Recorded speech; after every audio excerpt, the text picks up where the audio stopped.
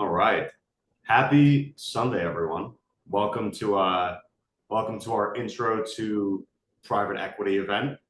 I'm joined here with Ariel, one of the founders of Stepstone, and Derek, one of Stepstone's private equity and investment banking coaches.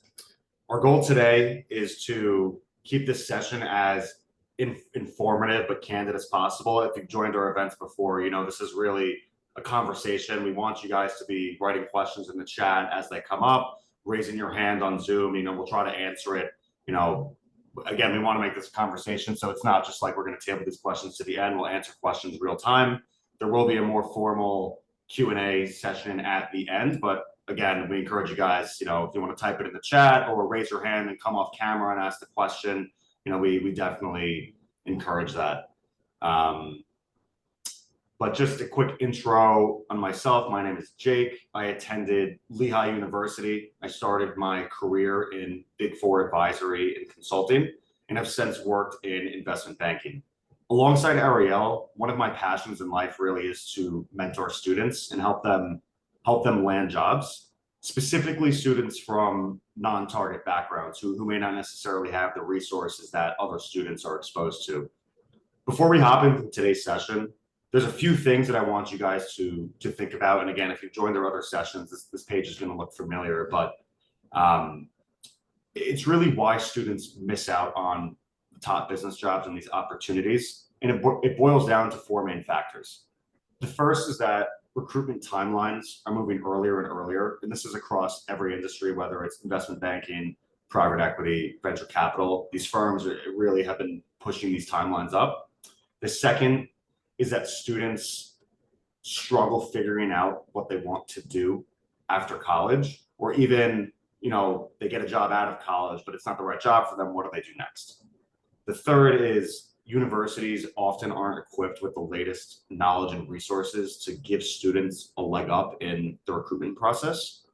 And lastly, fourth, is students don't often have the connections with industry professionals who are able to guide them in the recruiting process. So keeping that in mind, I'm going to pass it off to Ariel. Thanks, Jake. Hi, everyone. My name's Ariel. I'm one of the founders of Stepstone. I'm a former Evercore investment banker and a venture capitalist. I've been very involved in the mentorship space over the years. I formerly built out Cornell University's investment banking career advising program and have helped hundreds of students break into top finance jobs. So we created Stepstone to be the resource that we wish we had when we were going through our own career journeys. From the stress of just trying to figure out what the right job is to the competitiveness of today's recruiting process, Stepstone helps students in three main ways. So first, we provide access to free resources and events to help students secure the highest paying jobs right out of school. So we've compiled interview prep guides, resume templates, courses, and books, which you could check out on our platform. Second, we offer access to personalized coaching for both career exploration and for interview prep. So our coaches are all industry professionals with real-world experience and with extensive recruiting expertise. So whether you're in the early stages of just trying to figure out what the right career path is, or if you're looking for very targeted recruitment prep, you can check out all our coaches on our platform, and you can book a free 15-minute intro call with the Stepstone team to help you figure out how coaching can help you achieve your goal.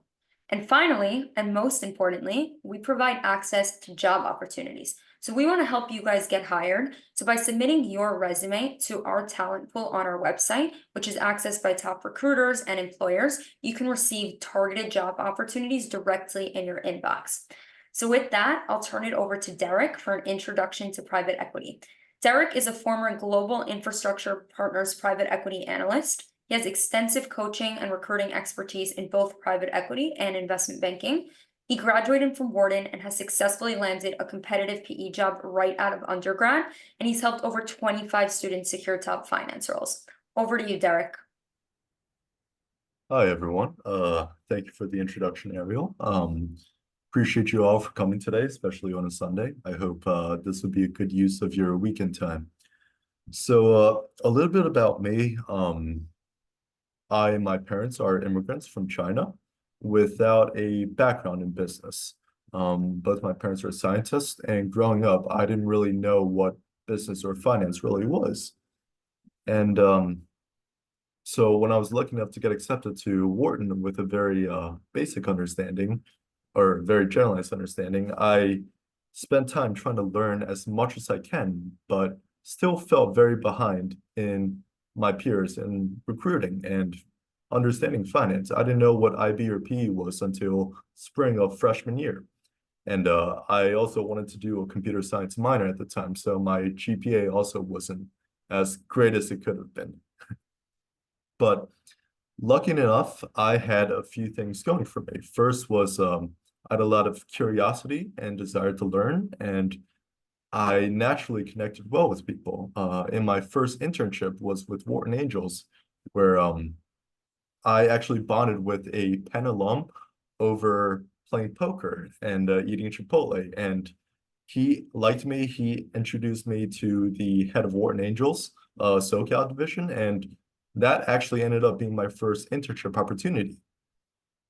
And this was when I really learned the power of networking, how it's not just what you know, but who you know and what opportunities you have access to. And that was a great start for me. Over the following summers, I would continue to intern in private equity and venture capital roles.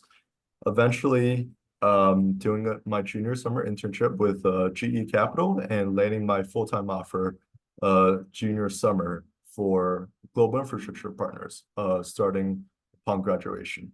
And currently, I am a private equity advisory consulting role at Advancy, which is a consulting firm. So I want to quickly break down what investment banking and private equity actually is. Let's start with banking. The primary categorical difference between banks is whether they're bulge bracket or an elite boutique. Whereas bulge brackets are multinational institutions that you've likely heard of, such as JP Morgan, Bank of America, TD Bank, etc., because they have commercial and retail divisions. And they also provide more holistic services such as capital markets and equity research to large companies. Whereas boutiques such as Evercore and Centerview, they focus primarily on M&A advisory and mostly providing advice. And I use some terms there that I'd like to explain a bit further. Capital markets are debt and equity raises, where the former is issuing debt capital, such as bonds and term loans, and the latter is through primarily initial public offerings, where when a company is listed on the NASDAQ or the New York Stock Exchange, retail investors and institutions are able to buy shares and trade them freely on the exchange.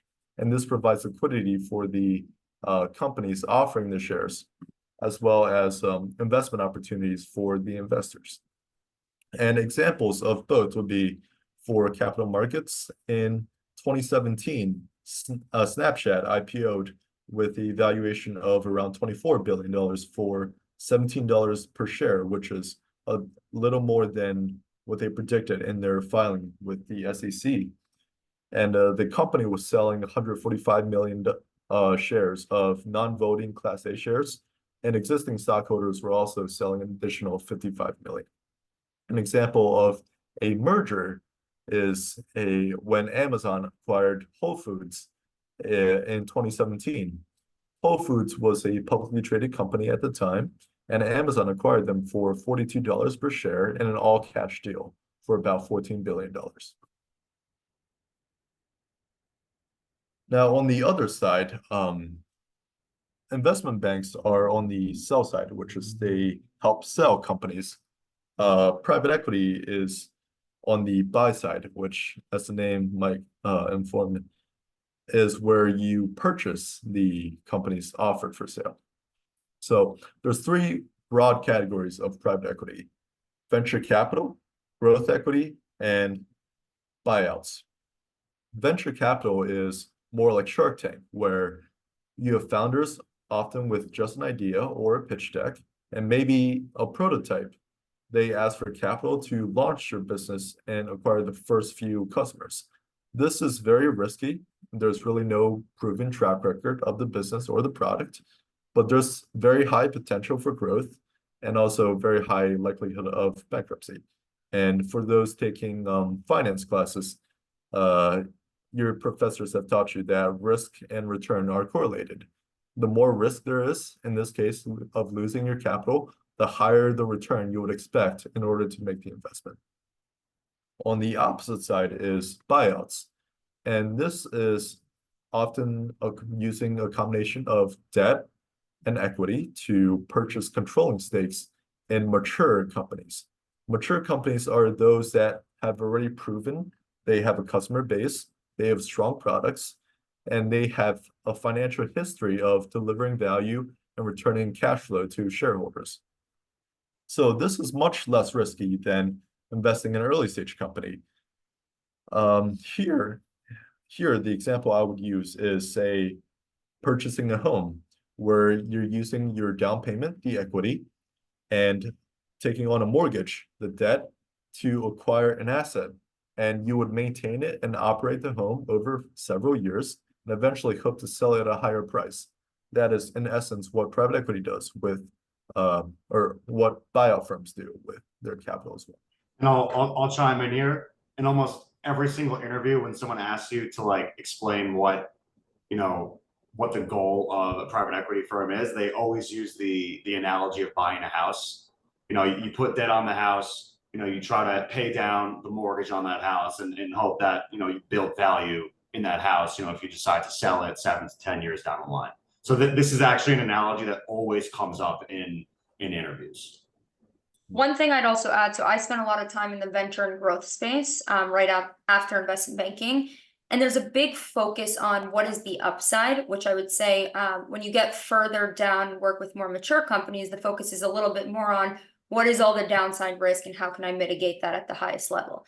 So in venture, because the companies are so early, there's not that much of a track record. There's not so many numbers at the early stages to evaluate the risk. You're actually looking at the founder, their backgrounds, their idea, the competitive landscape, the size of the market. You're looking at all these different components separate from just the financials.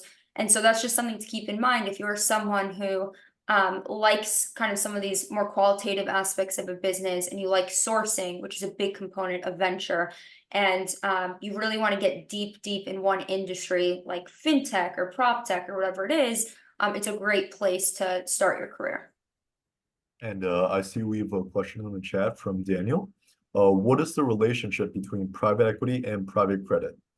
So private credit is higher up on the capital structure. The capital structure starts from the most secured debt, which is often term loans and revolvers, to more junior debt, subordinated debt, mezzanine debt, and at the lowest priority is common equity, and preferred shares are right between junior debt and common equity. And just to chime in here, when he talks about capital structure, that really refers to, you know, kind of the claim or almost the ownership of a certain company or asset. So it's the hierarchy in which, in the case of a bankruptcy or a company blowing up, who gets paid first. Mm-hmm. And as a result of that, debt instruments are much less risky than equity, where with equity, sure, you might have more upside over the years, but you might also lose all your money. Whereas with debt, yes, there's a chance of total default where the debt owners also don't collect money, but in most instances of even bankruptcy, there's a partial recovery. And in good instances where the company doesn't face bankruptcy, you're pretty much guaranteed your coupons, interest payments over time. So less upside, but also less downside for debt. I think we had another question. Is it more difficult to get a job in private equity than in investment banking out of school? That's a good question. I would say both are incredibly competitive, and you should be very happy if you get an offer in either. Over the years, private equity was reserved for students who typically did, or professionals who did 2 years of investment banking and then recruited for private equity. There's now a new trend over the last few years where private equity firms are recruiting directly from undergraduate more and more. That includes buyout, growth, and VC. And so there's now more opportunities, I would say, within PE for undergraduate students. Not as many as investment banking, but there are more opportunities. So I would say it's maybe slightly more competitive, but becoming more accessible. And that's really only because of it's not every private equity firm. I would say the majority of investment banks have internship programs and analyst programs, whereas historically, like Ariel mentioned, and on the slide, historically people would do 2 to 3 years of investment banking out of school and then go into private equity. So now you're seeing more of these private equity firms really understand that, okay, there's a lot of really smart talent out of undergrad. Why don't we just hire them directly out of undergrad and train them up in our system? Okay, I see another question from Anthony regarding family offices. So yeah, family offices are just firms where a few high net worth individuals have pulled either their entire family's wealth or partner with a few other small families. And they are in effect many private equity firms or many hedge funds, depends on the strategy.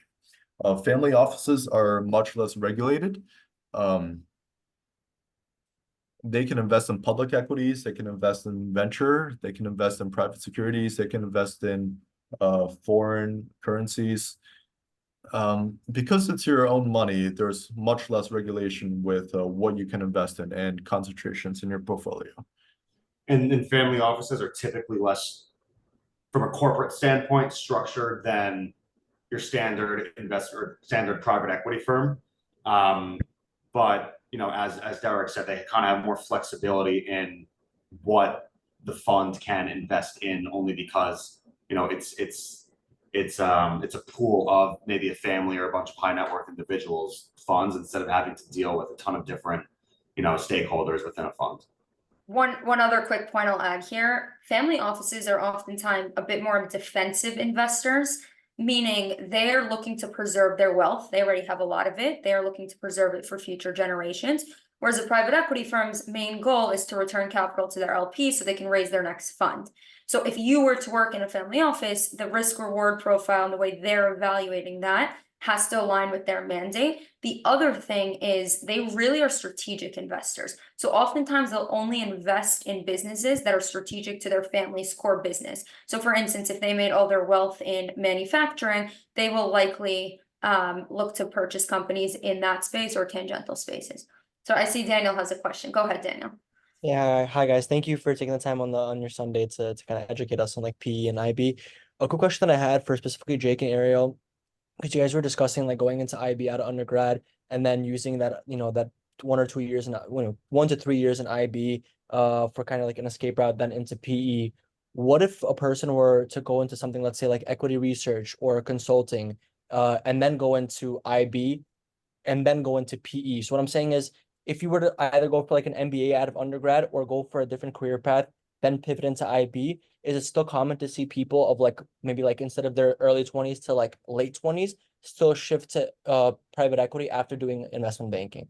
So I think it really depends on where you're coming from. If you are in equity research and you're an expert on a certain industry, there may not need to be, if your goal is to get to PE, there may not even be a need for you to do a traditional investment banking route, because private equity firms, they don't only look for bankers. They take management consultants, they take people from research, they take people from hedge funds, they take traders, because they want people with different perspectives on how to approach investments. So if if you have 3 years of looking specifically at, I don't know, like generative AI, and you go to a firm that really is hungry for people with that knowledge, they don't really care if you came from a traditional IB background. So there really are a lot of different paths that you can take as a professional. But, as we alluded to, the most common path is the 1 to 3 years out of investment banking to private equity. I hope that answered your question. Yeah, absolutely. Thank you so much. Yeah. And Derek, I'll let you answer this next question because I think you could speak to it best. So Jonathan Hung asked, if I get PE focused internships during college, but I'm not able to break into PE directly out of undergrad, does that then put me at a disadvantage for IB recruiting in that I had PE but not IB internships prior? So I guess maybe part of this was my own bias. And maybe how I sold myself in my interviews. I would say it does put you at a slight disadvantage, but it depends how you spin it. If you say, oh, I worked on transactions during my internships, but I was more fascinated with the transaction itself rather than the operational component following the transaction. And I would like to just see more companies do more deals and really understand the auction process. You could spin it as I spent some time in PE. I gained a broad understanding of both the finance and the operational side. I would like to focus on the financial side, and that's augmenting my interest in investment banking. The primary concern is for a lot of your interviewers, the primary fear is that since most people leave investment banking programs to go to PE, they're naturally aware that someone who is already doing PE internships might not want to do investment banking and would just see it as a temporary stepping stone, which, well, it may still be the case, but you would have to make an argument that you would enjoy your time in investment banking and be committed to working there rather than just seeing it as an alternative for not being able to break into PE. Just to add on to what Derek said there, I think there's a general understanding in investment banking that analysts typically have a 1 to 3 year life cycle. So I think even if they don't say it, they kind of know that when they hire an analyst, a very small percentage of people stay to the mid-level and senior level, but it is about how you sell yourself in the interview. Story is everything. It doesn't matter if you came from accounting, from deal advisory, from a sales and trading internship. If you're able to sell to your interviewer why you're interested in this specific role and spin your past experiences to reflect that, then I think that's the best thing you can do regardless of your background. So Anthony, I see your question. We're going to table that question just for now, just so we can progress a little bit with some of these slides, but we will address that. Okay, so if you look at the division of work within a private equity firm, the senior professionals would take a higher level view on investment opportunities. They would focus more on the industry trends, how the investment would fit in with their portfolio, the potential risk factors, and consider which opportunities to pursue. And then if they were to pursue an opportunity, they'd be focusing on the negotiations and discussing with the counterparties, whereas juniors would do more of the analytical work. They would support the seniors' decision-making by pulling data for assumptions in the model, summarizing research reports that would help inform the seniors of the industry landscape, and translating senior considerations into a numerical form, often by running scenarios in the financial model. And the responsibilities of a private equity analyst really depends whether you're in buyouts or in a growth/venture role. If you're in the latter, you would spend maybe 30 to 50% of your time sourcing new opportunities. Whereas if you're in a buyout role, analysts and associates wouldn't do any sourcing at all. So what does that mean when you say sourcing? Like, what does that actually entail? Yeah, so for my friends at venture capital firms, sourcing is when founders starts their own companies and are marketing it, or are a little bit more established and may not need capital immediately, but would require capital later down the line to grow their businesses. as a junior investment professional with a sourcing focus, you would reach out to these founders, try to understand their business, try to understand their need for capital, whether it's to take chips off the table. A lot of these founders have high net worths, but it's on paper, and they often don't have much liquidity for their own use. And often, when you need to grow a company, you need to incur a lot of additional capital expenditures to buy new machines, invest in new products, hire more people. So that also requires more capital. You're looking for opportunities where you're looking for companies that have need for capital and demonstrated ability to use it well for further company growth to generate your return. Exactly. And just quickly, because I spent a lot of time in venture and sourcing, so that looked like a few things. I would meet with 15 to 20 founders a week, whether it would be coffees if they were very competitive founders with great businesses, and I really wanted to sell them on why they should take our firm's money versus the next venture firm. I would go to industry events and represent my firm and share our mandate and our investment profile and all that. And so I see the question here was, would sourcing and relation management be somewhat similar? The answer is yes, because you are building longer term relationships with founders. If you're investing very early and you're going to be invested in this company for 7 to 10 years for a venture firm, you have constant touch points, quarterly updates. Like, it is definitely a business where relationship management matters a lot.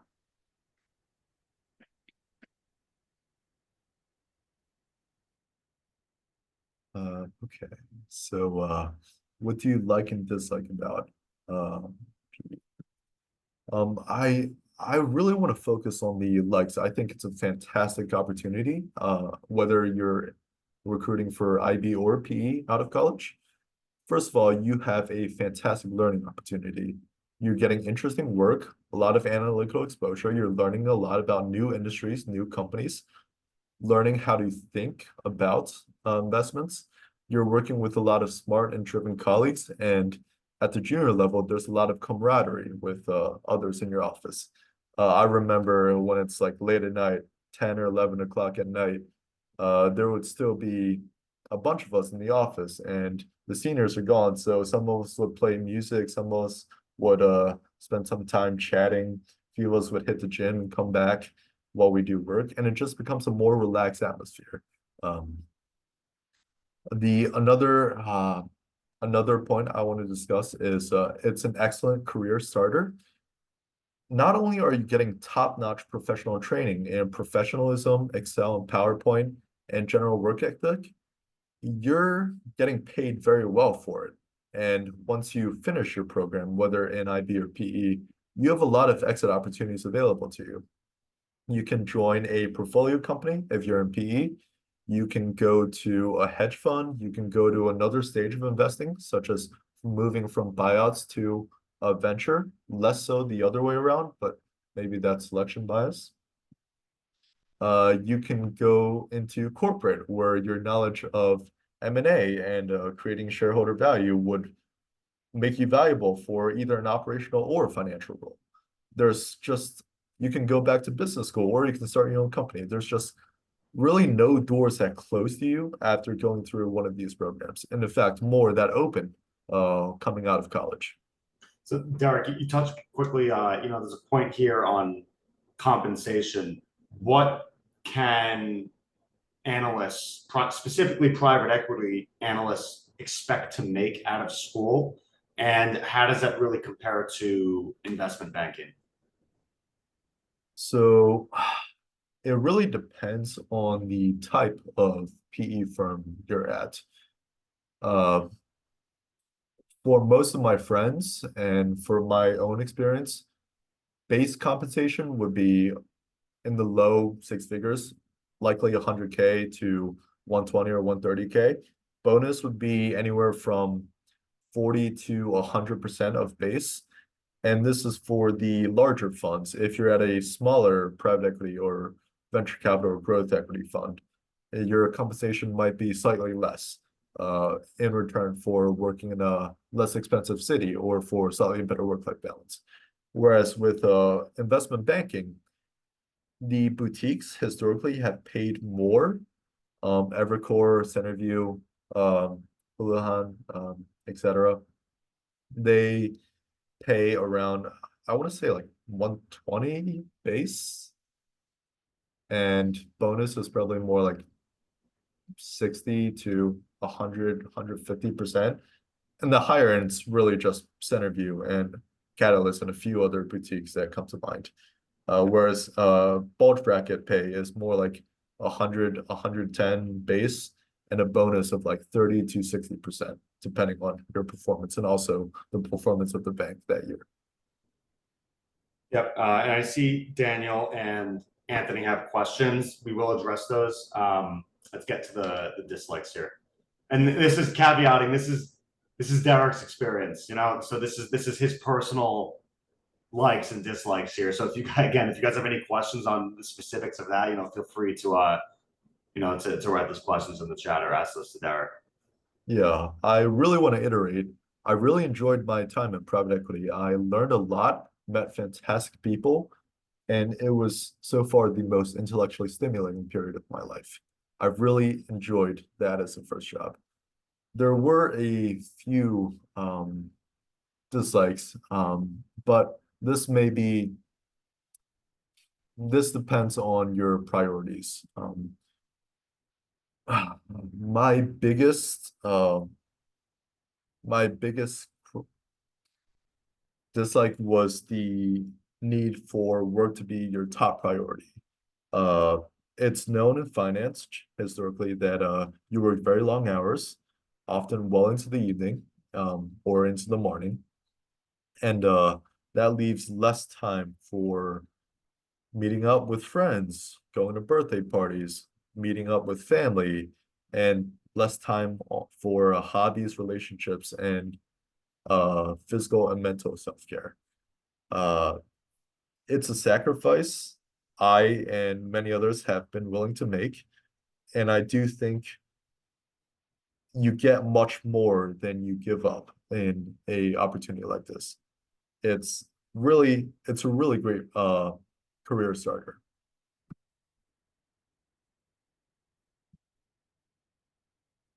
Okay, so standing out as a candidate. Finance recruiting for IB and PE is pretty structured by this point, and there's a lot of information available. There's the Break into Wall Street guides, mergers and acquisitions, Wall Street Prep, Wall Street Oasis, Training the Street, etc. So the technicals are more table stakes at this point. Those of you that are doing accounting and finance programs will already have a decent understanding. Those of you that haven't can augment your understanding by studying the 400 questions list and trying to understand the answers that for each of the questions. But what really makes you stand out once technicals are no longer in consideration is your personality and the ability for you to connect with the team. Your hiring team, they'll be spending more time with you than their family. They want to make sure that you can build a relationship, that you're fun to work with, that you're collaborative, and that you're interesting to hang out with outside of work. Someone that you can grab a beer with, or in my case, I went to the gym with a bunch of my colleagues, and that was a great experience too. So it's like, not only do you have to be solid on the technicals, but you have to be polished and welcoming and enjoyable to be around. Yeah, and just to build off of that, there are seemingly an endless amount of resources available online, almost to the point where it's overwhelming to even know where to begin. And that is partly one of the reasons why Stepstone was developed.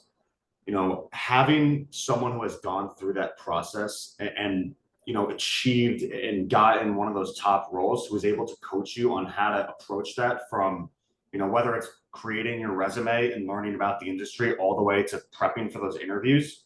Having someone who's done that before and has experience helping students do that is extremely, extremely important. Just like in any sport, if you're studying for the SAT or writing a college essay, you can certainly do it on your own, but it makes it so much harder. And that's really where you find the value in having a coach or a mentor who is able to help you through that process. Like Derek. Okay.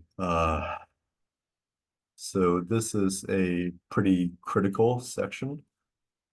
I want to iterate that this is a extremely competitive industry, as it's one of the few professions out there paying 22-year-olds 6 figures, setting them up for 7 or 8 figure paychecks later on in their career.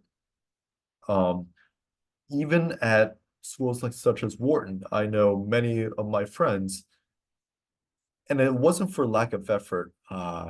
There's a fair number that don't get the role that they were hoping for. Ultimately, everyone lands somewhere, and everyone has the potential to change your career. But I want to iterate, it's not like applying to college where you're applying to all of them at once and you're going to get somewhere like you're expected. It's very, very difficult to land in investment banking and private equity, even if you do everything right. So within the factors that you can control, the primary thing is really understanding the work that's being done. Private equity, investment banking, mergers and acquisitions, it's not picking stocks, for example. It's not sales and trading. It's not wealth management. Your role is really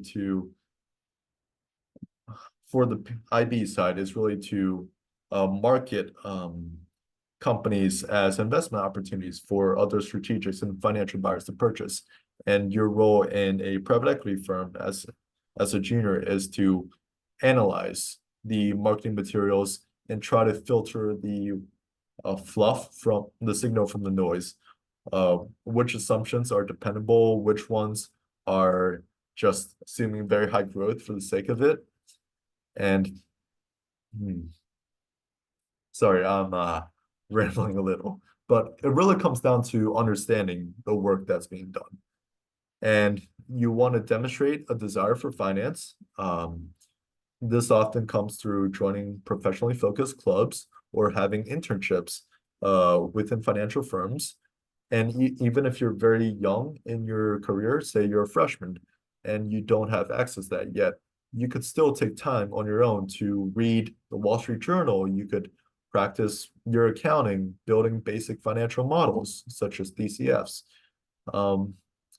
And finally, it's knowing your story, knowing how to differentiate yourself, becoming personable beyond just being a calculator on legs. So, Derek, we'll jump. I know we're approaching 5:45 now. We're happy to stay on, and we have a more formal Q&A slide. There's one more slide we want to touch on, which is, quite frankly, I think the most important slide, and that is recruitment. So I'll let Derek speak to the recruitment process of private equity. Yeah, so recruiting is mostly done through student clubs. Often the clubs that you join, they'll train you in some of the softer skills and oftentimes the hard accounting and finance knowledge. Sure, if you're studying accounting and finance, your classes will introduce some of that as well. But clubs also have a alumni base for you to naturally connect with as well. That makes networking easier. Freshman year, your goal should just be to maintain a high GPA and try to join some of these student clubs. And try to enjoy your freshman summer because afterwards, it's going to be much more professionally focused. I think freshman summer's the last real summer that you can have without it significantly impacting your career trajectory. For sophomore year, you would like to maintain your high GPA. You would like to take a little bit more technical courses, deepen your understanding of accounting and finance. Sophomore year is when many of the interviews for junior summer internships are happening.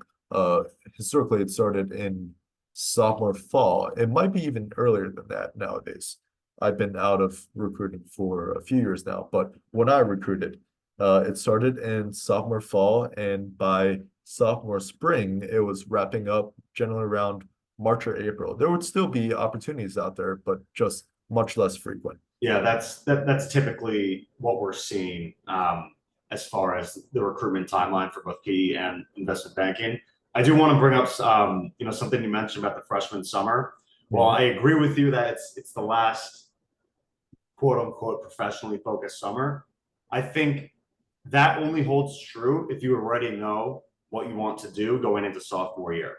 If you don't, it's so critical that you spend freshman summer. For those of you who are going into your sophomore year, you need to spend that time figuring out what you want to do, because if you don't have a game plan from the late summer, and then when you get back on campus, things can very quickly go downhill. So you want to make sure that you're organized and you're working with someone who can give you the actual steps that you need to take and the information that you need in order to set yourself up for success your sophomore year.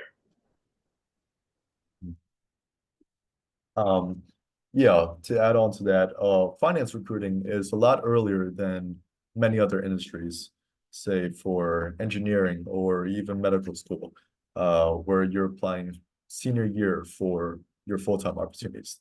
Most of the work done in finance recruiting is done in your first 2 years. So it's very important to get every competitive advantage you can, whether it's a high GPA to make your resume stand out, having student clubs to fill up your resume, have better experiences, and a network of people to vouch for you, and getting business-related internships early on.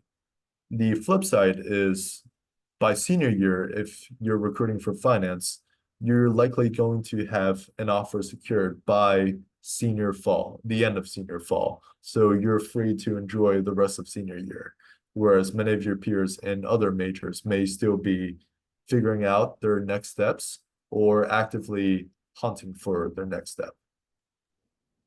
All right. So, Derek, thank you for that. I hope that was informative to everyone. We're going to address the rest of the questions that you guys have, but just really quickly, if you all are interested in learning more about how we can help you learn more about private equity or investment banking, or if you know that you want to do one of those, how to actually break into those roles, feel free to book a free 15-minute intro call with the Stepstone team, and we can kind of discuss a game plan on how coaching might be a good option for you. Yeah, but with that, thank you, Derek. Let's hop into some Q&A. Ariel, I'll throw it back to you. I know we have a few questions. Thank you so much, Derek. Yeah, so Daniel, I know your hand's been up for a while, and then we'll go to the chat as well right after that to get those questions. Go ahead, Daniel. Yeah, thank you so much, Derek. And Jake and Ariel. Derek, a quick question for you. So you mentioned that you were a private equity analyst and now you're in private equity consulting. So how does private equity consulting for, say, like a Big Four or like in like a boutique consulting firm compared to becoming a private equity analyst and like a big bulge bracket private equity firm like KKR or Blackstone? What's the difference between private equity consulting and a private equity analyst? So I would say in a private equity analyst role, there's a more emphasis on the valuation, understanding how much a security might be priced at, understanding how much debt and at what interest rate you can get it, and understanding the return profile from that. Whereas in consulting, it seems to be more operationally focused. It's about the industry, it's about the company growth levers, it's about the business plan moving forward, add-on acquisitions as well. I think the work is pretty similar. You're still analyzing companies, you still have access to a data room, you still do a bunch of analysis in Excel, but the focus is slightly different. In private equity, I would say my focus has been more on the financial valuation side, whereas I don't really do that now in my current role. In my current role, I think more about how do you position this company to be more competitive in the years to come? Got it. Thank you so much, Derek. Thanks, Derek. So I'll answer Anthony's question, then we'll have Olga ask her question. So Anthony asked, why is it that people tend to exit IB for PE? Is it the work-life balance, or simply PE is just more prestigious in terms of the line of work they do? So at the highest level, I would say that the work-life balance generally, not at all PE firms, is a little bit better than in investment banking. You're working client hours per se in investment banking. So whenever the client needs something, your MD, your VP is going to make sure that that's addressed immediately. Whereas with private equity, you're able to some extent to control aspects of the timeline of the process. So there's just slightly better work-life balance. The second piece to it is the long-term financial reward is a bit higher in private equity. So you're investing ownership into businesses. There's that upside. So of course, longer term, there are more financial rewards. Prestige is part of it, but I think both industries have a lot of prestige. So that's that question. And then Olga, go ahead, ask your question. Yeah, hi Derek, Jake, Ariel. Thank you guys so much for running this program on a Sunday. My question is more so geared towards our application. So Derek, have you found that there's any way students can make their application stand out better, whether that's like including their projects on a resume, things of that sort, or is it just generally like networking and then nail that interview? So when I was recruiting, a lot of my buy side interviews, whether for hedge fund or private equity, oftentimes I was asked to pitch a company that would be a welcome investment opportunity.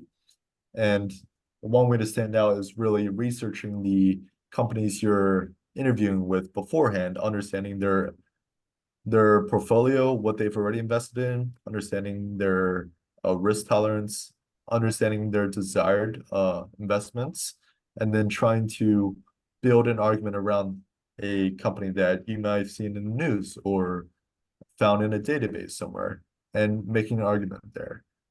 Standing out, I would say networking is probably your biggest advantage, because as far as the investment banks go, each team has a dedicated team for the target schools. They have a dedicated team for their hiring. For example, I know several friends at Bank of America on the Wharton hiring team, and they're the ones that actually review all the applications from UPenn students. And so if you're able to contact one of these people, build a good impression, a good working relationship with them, and when it's time to submit applications and you follow up with them and say, hey, I really enjoyed my previous conversations with you. I wanted to inform you that I recently applied to the whatever internship, and don't ask for a referral, but as long as they keep you in mind when they're reviewing applications, that would increase your chances of landing a first round interview. Yeah, and I would just say that the target schools do have, Olga, I know you were on our last session, we spoke in management consulting, the target schools do have that pipeline, and they tend to have an easier time getting their foot in the door. Being a non-target student, it's even more critical that you cast a very, very wide net in terms of the networking, because your university may not have alumni at a certain company or in a certain industry. I don't think that is, it's a disadvantage, yes, in the terms of you don't have a pipeline being fed to you, but I think it can be played to an advantage if you connect with someone and you really start to build a good relationship with them. That person will vouch for you, no matter where they're from, what school they went to. If they see, okay, I have a really, really smart student who I've had a number of good conversations with from a non-target school, they'll put some weight into their word when they're sending that resume to HR. So, I would say for everyone, networking is super important, even more so on the non-target side. That's the best thing you can do to get your foot into the door. Makes sense. Thank you guys. Of course. Trying to see if we have any other questions. I know Anthony has his hand up. Anthony, if you want to come off mute. Yeah, hey guys, could you hear me? Yes. Yeah. So my question is a little different. I guess I'm in a weird position where I was lucky enough to do a lot of internships during my undergrad year. I did an investment bank one, a private bank, and then I did a boutique corporate banking one. However, I got in an accident during my last internship midway, and because of that, they didn't extend me an offer because I didn't finish half of it. So I decided to go to grad school. I'm going to Target school. However, to try to get a second shot into IB mainly or PE. However, I know that I'm now competing with a tougher crowd because it's going to be for their summer associate roles now. So I was just curious to see if you guys could add any color on the difference or perhaps the similarities that the undergrad analyst internships and the expectations, interview process, whatever, versus, the graduate associate level internships for IB or even PE. I guess I could take a crack at this. My understanding is that at the analyst level, there's slightly less emphasis on being able to hit the ground running. A lot of investment banking analysts don't always come from accounting or finance backgrounds. Some are English majors, some studied sociology, some studied languages, some study mathematics, for example.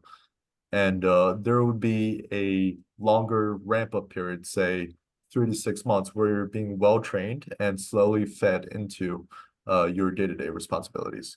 Whereas I would assume for summer associates, there's less of a window for you to really, I would say you're expected to understand more of the processes coming in and be familiar with a working proficiency in Excel and PowerPoint, for example. Although many MBA programs do have consulting and IB recruiting for people without those backgrounds, say people that worked in industry or are pivoting from another career path entirely. So I wouldn't say it's I would say you would still have opportunity there you wouldn't be that far left behind without compatible work experience. Yeah, what I would add there is I think at the associate level, there's an expectation that you have a somewhat higher level view, like the 30,000-foot view of M&A, the transaction, the markets, the the entire deal process, that maybe the expectation for an analyst isn't as much. They want to make sure that you're someone who can manage expectations both up and down, right? They want to make sure that you, as Derek pointed out, can hit the ground running. So I think the technical aspect of it is equal. You should spend the time to make sure you perfect that. The networking is even more important, just given, as you mentioned, it's extremely competitive, and some people have stronger backgrounds in the space. With that being said, it's absolutely doable. We actually have coaches that are specifically focused on that. They came from the MBA path and can kind of guide you very specifically there. I'm curious, what school are you currently at, your MBA program? I'm in Boston College. Excellent. Great. So I know they have a great pipeline across different universities. So happy to take that offline and chat further. Yeah, definitely. Thank you. My concern is because I already got invited, but I just feel that I have a lot of internships, but I know they don't care about internships. They want actual real job, 2-3 years experience. But yeah, we could take this offline. I don't want to take anybody else's question that they have. Definitely. We'll follow up on that. See, Catherine, you see your hand up. Feel free to come off. There you go. Okay, yeah, perfect. Thank you guys for running this. Been so helpful so far. But I was just wondering, like, if I were to come from like a sales and trading background, how do these type of people fit into PE, whether that's like a complete kind of 180 pivot, or if you specialize in a certain desk or product, there's like a spot at, I don't know, like specialized firms for you. I don't really know how that works. I've seen a strong pipeline until, some capital markets or portfolio management related roles, or even hedge funds. I have absolutely seen people go from S&T to private equity, though it is a little bit less common. What I'd say there is you would need to go extra hard on the networking front. You'd need to be very, very prepared on the technical front, because there might be already an association of, well, she doesn't have an investment banking background, so let's make sure she's up to par on the PE side. You'd have to showcase on your resume that, you know, you've taken courses or you've done some sort of structured program that has showcased your interest in the space, and that it's a genuine interest in the space, and that you're prepared. Maybe get there's some good certifications and books, and I'm happy to give some recommendations via email, but it's doable. I would say that it's just you have to put in a lot of work. Okay, got it. Thank you.